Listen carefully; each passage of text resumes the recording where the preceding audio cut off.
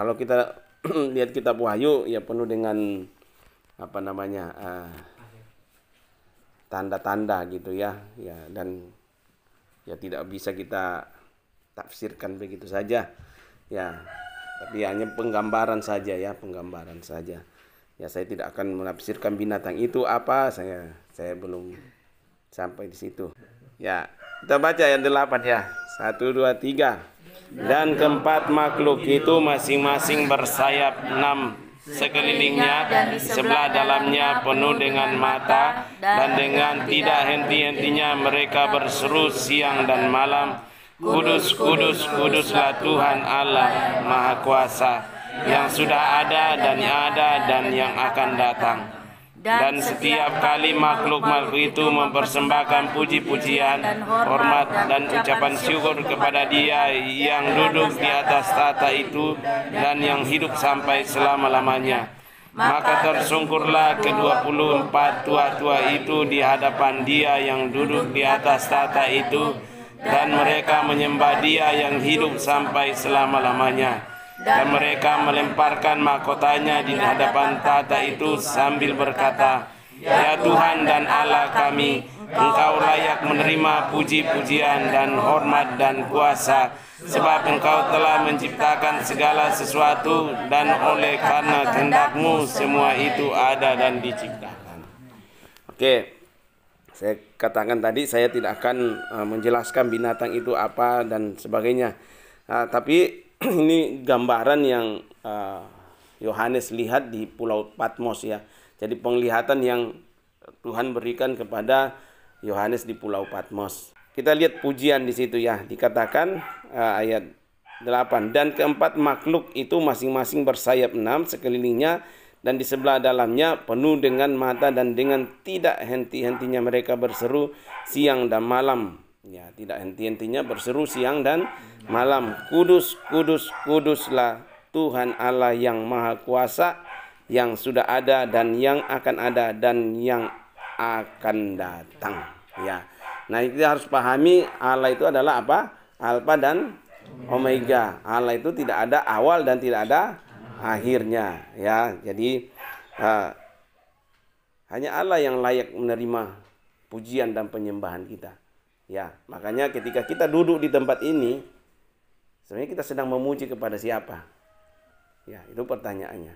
Yang sering saya katakan, ketika kamu datang duduk di sini, saya mencari hadirat Tuhan. Ketika kamu doa pribadi-pribadi, untuk siapa? Untuk kamu didengar temanmu? Wah, hebat. Atau kamu sedang mencari hadirat Tuhan? Ya, kita bekerja untuk siapa? Ya, apakah untuk manusia? Apakah untuk dilihat? Atau kita untuk Tuhan? Ya, dikatakan mereka tak henti-hentinya berseru siang dan malam. Artinya kita kan cuma ada siang, kita ada malam kan?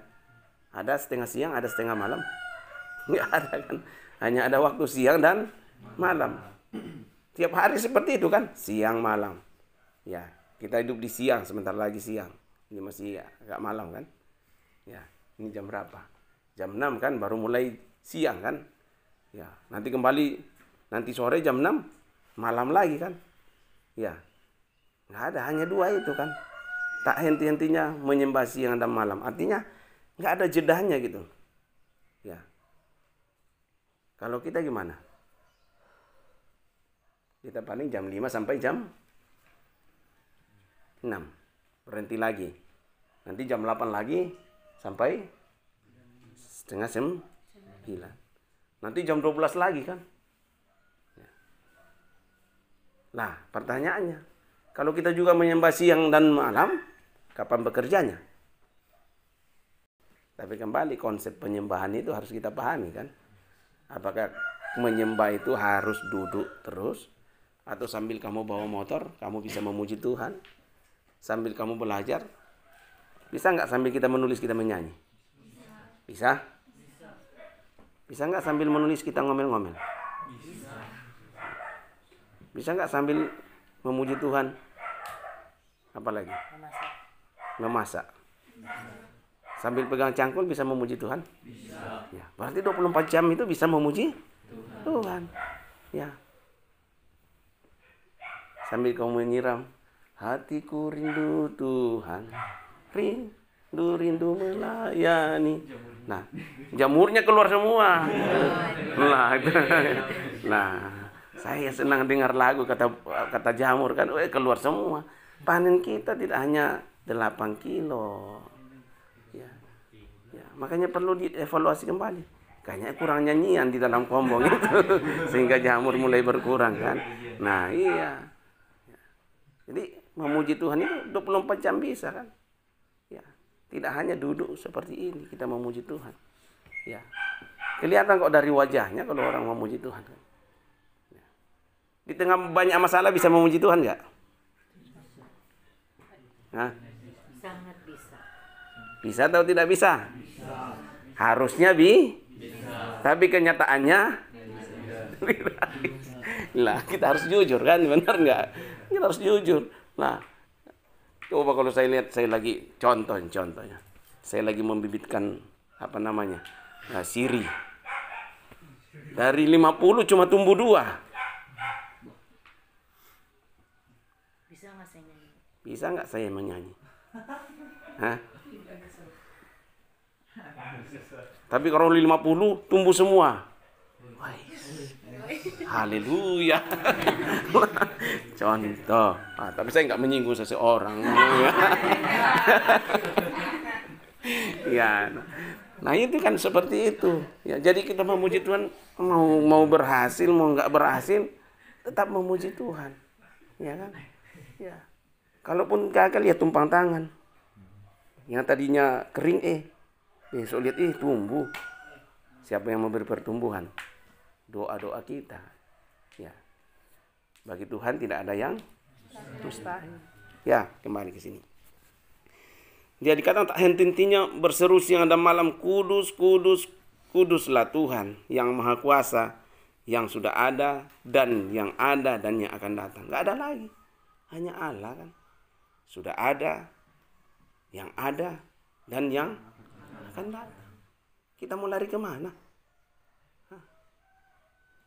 Nggak bisa lari kemana-mana. Ya. Dan setiap kali makhluk-makhluk itu mempersembahkan puji-pujian dan hormat dan ucapan syukur kepada Dia yang duduk di atas tahta itu dan yang hidup sampai selama-lamanya. Hidup sampai selama. Allah itu tidak ada awal, tidak ada akhir. Dia ada sampai selama-lamanya. Itu yang harus kita takuti. Ya kan? Itu yang harus kita takuti. Guru ada nggak sampai selama-lamanya? Hah? Nggak ada kata Bagas. Nggak usah takut sama guru. Preman ada sampai selama-lamanya nggak? Siapa yang takut sama preman? Lihat tatonya sudah mulai. Ya, lihat mukanya sangar sudah mulai takut. Ya. Kalau orang penginjilan itu nggak takut, justru bilang apa? Target ya, Pak Isga ya. Ya, target yang harus diselamatkan. Ya. Ya. Yang harus kita takuti adalah yang ada sampai selamanya. Ya kan? Hidup ini sementara. Hidup ini ya sementara.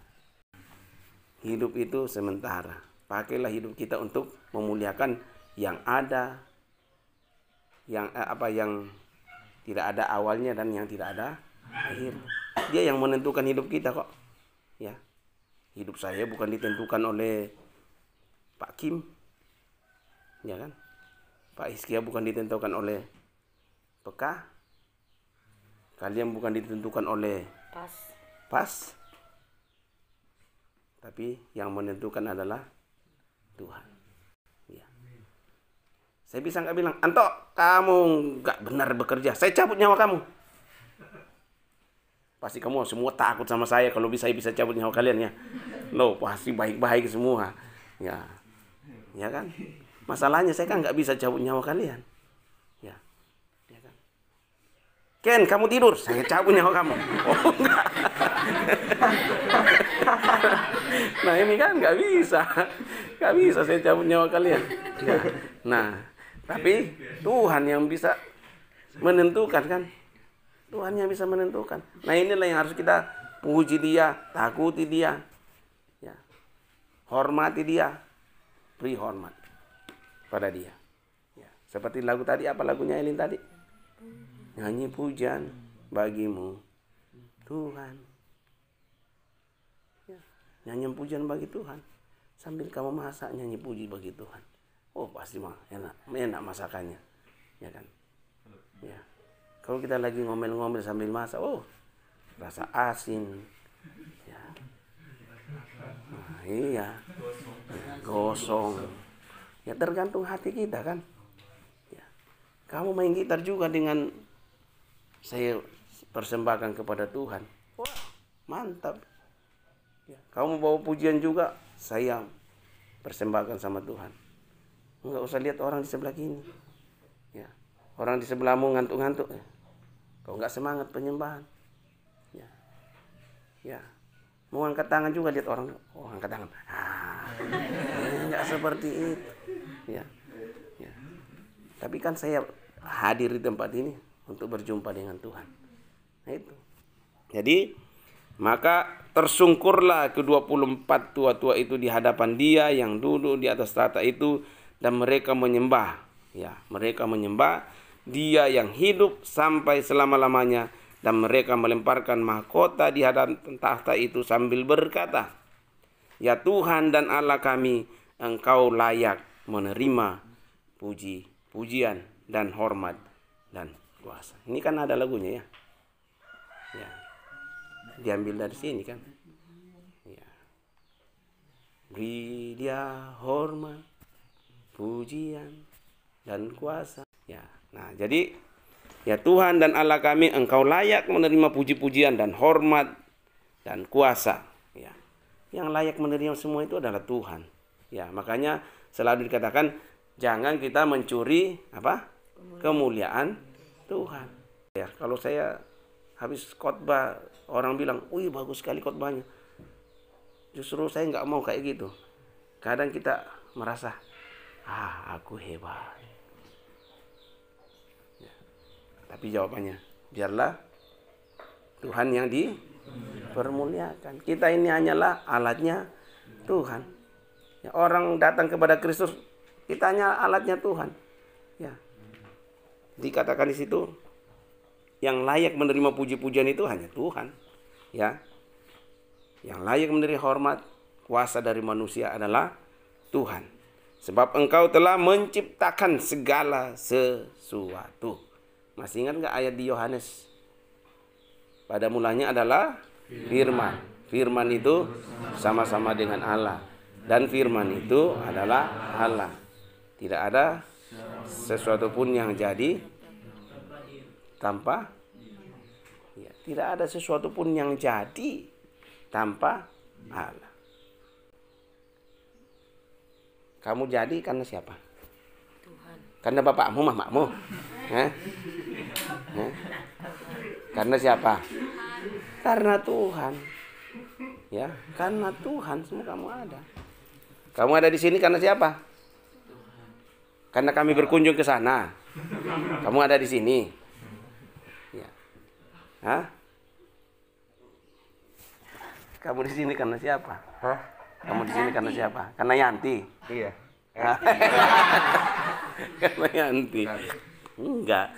Nah, makanya kalau kita pemahaman kita seperti itu, saya ada di sini karena gara-gara mama saya ini suruh saya ke sini. Ya.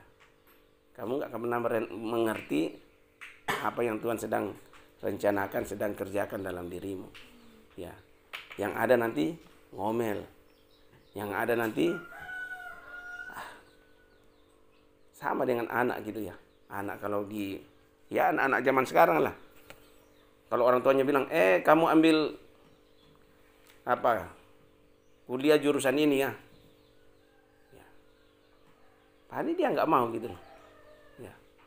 Maunya dia mengikuti apa yang dia mau. Ya. Nah, kembali.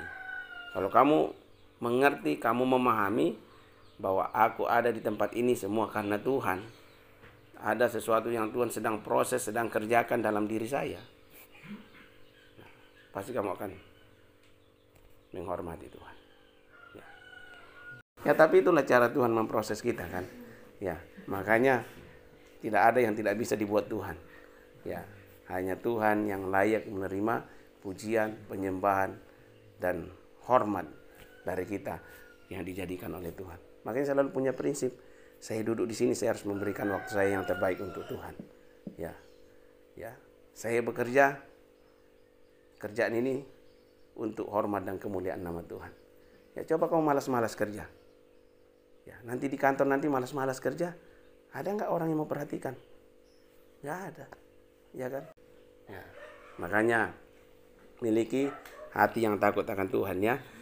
Ya, sebab Engkau telah menciptakan segala sesuatu dan oleh karena kehendak-Mu semua itu ada dan diciptakan. Bahwa kita ada semua karena Tuhan. Ya. Kita bisa bernapas sampai saat ini semua karena Tuhan. Ya kan? Kamu bisa bergerak semua karena Tuhan. Kalau kita hargai semua itu, wah indah sekali hidup ini. Ya. Ya. Apapun yang kita lakukan, apapun yang kita kerjakan, kerjakanlah untuk Tuhan. Ya, semua untuk Tuhan.